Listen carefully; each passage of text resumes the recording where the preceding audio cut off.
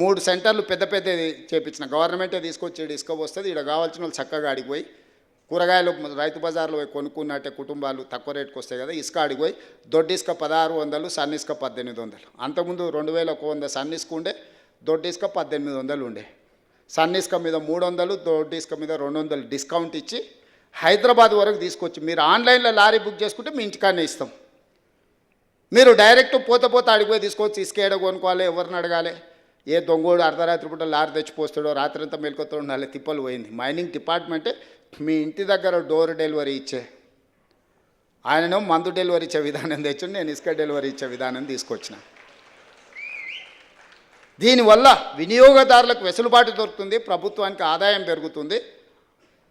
నేను బిల్డర్స్ అందరికీ కూడా ఈ వేదిక మీద నుంచి విజ్ఞప్తి చేస్తున్నాను, మీకు ఏం కావాలనో ఇండెంట్ ఇవ్వండి. మీరు భయపడాల్సిన అవసరం లేదు, ఎవడు కోసమో మీకు వస్తుందా రాదా అని టెన్షన్ ఎందుకు. మంచి బిజినెస్ చేసుకోండి, ట్రాన్స్పరెంట్ బిజినెస్ చేసుకోండి. చట్ట పరిధిలో చట్టపరంగా అనుమతులు తీసుకోండి, నిర్మాణాలు చేయండి, దానికి సంబంధించిన సామాగ్రి కొనుక్కోండి, కొనుక్కున్న ప్రతి రూపాయికి పన్నులు కట్టండి.